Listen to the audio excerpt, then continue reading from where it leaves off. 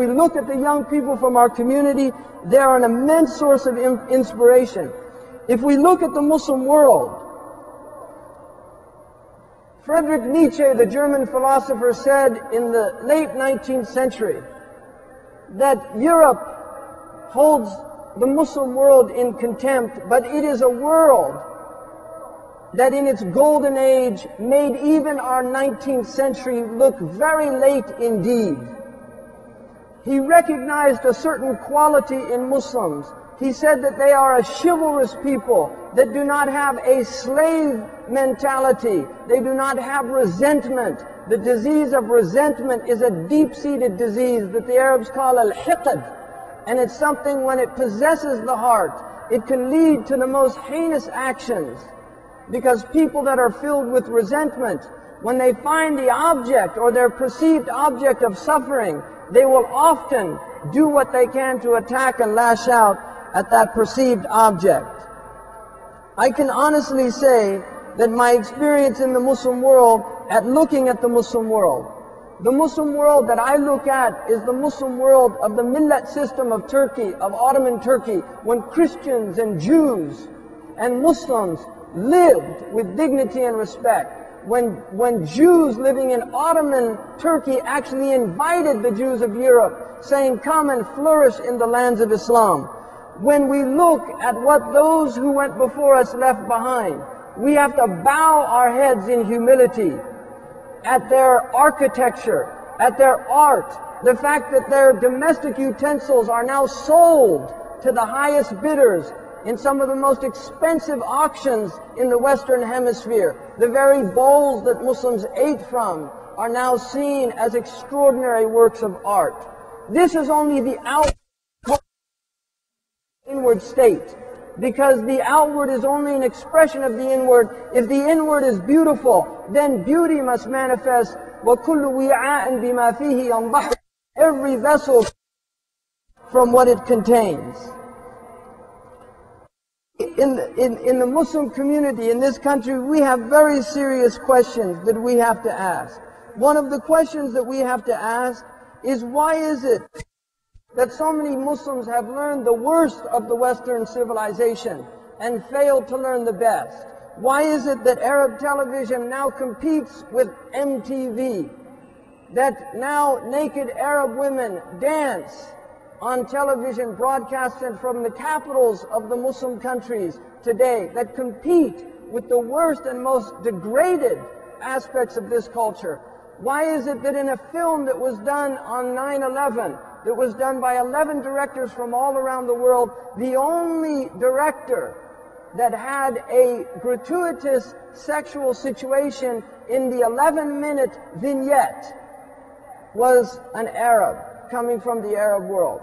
Why is it that we've learned the worst of this culture?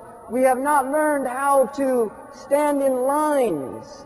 We have not learned how to prefer other people when we get on the buses.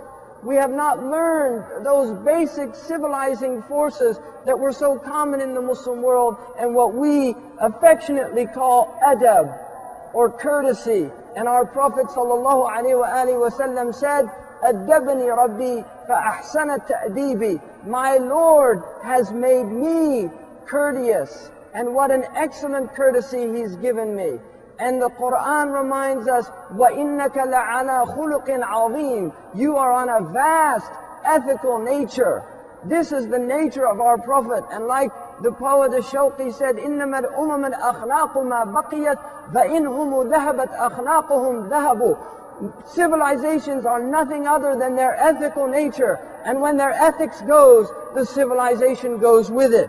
So we have to ask that. There are people that visit foreign countries and all they learn is the foul words of the language of that country. That is what they bring back from their visit. In the Muslim world now, we see Muslims dressing like Western people. We see them now increasingly eating like Western people. We see them driving the cars of Western people. We see them increasingly be entertained like Western people. And yet we don't see the same commitment to the standards of excellence that exist in the workplace, that exist in the even in the government conditions, we don't see any of these things. Unfortunately, the West has mastered form, but what the West so deeply lacks is content. The West has mastered form, and this is something that we as Muslims have to learn, but that form needs to be infused with the truth of what we know to be true, the principles that we live with. The Muslims are a religion, follow a religion that's infused with celestial aspirations. We are celestial people. We are people of the stars. وَبِالنَّجْمِ هُمْ يَهْتَدُونَ. By the stars they are guided. The Prophet ﷺ said about Salman al-Farisi, لَوْ كَانَ الْعِلْمُ بِالثَّرَيَّا لَنَالُهُ رِجَالٌ مِّنْ هَذَا. If knowledge was in the constellation of Pleiades, there would have been people from this man's people who reached that knowledge. This was the aspiration that he was indicating, and this is a miracle of the Prophet ﷺ, because the Persians became some of the greatest scientists, some of the greatest scholars of Quran and Hadith. All of the great mathematicians that came from Persia, all of the muhaddithun, except for one amongst the great muhaddithun, came from Persia. We have to recognize that those who have migrated to this country have learned to function at some of the highest levels. Your skills have made you the envy of the workplace. Muslims are in the highest positions in managerial and in executive positions, and some of them own their own very successful businesses. We have become the doctors of this country. In Time magazine last week on the blackout, the doctor that was in the picture was Dr. Tanweer, a Pakistani physician probably in New York City. He was the one that was in the hospital treating the man. When David Letterman can say on national television, I went to my physician and he said, turn to Mecca and cough, and people laugh, you know that people now have Muslim physicians in increasingly larger numbers. There are over 20,000 Muslim healthcare workers.